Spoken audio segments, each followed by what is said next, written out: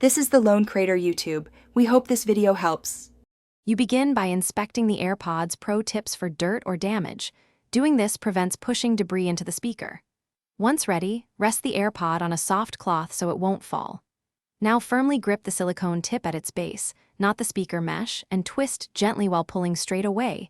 This releases the locking ring. Make sure to apply steady pressure. If it resists, pause and rotate a few more times to avoid tearing the tip. Once the old tip is off, choose the replacement size that gave the best seal during your last fit test. This affects bass and noise isolation. Align the inner plastic ring of the new tip with the AirPod nozzle. Position it squarely so the ring meets the groove. Press firmly until you feel or hear a click.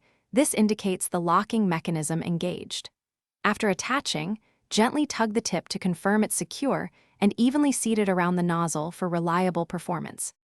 To finish, run an audio test. Play a track and cover one ear to compare isolation and bass. Adjust size if needed for a better seal. If a tip comes loose, remove it and inspect the nozzle groove and tip ring for dirt or damage.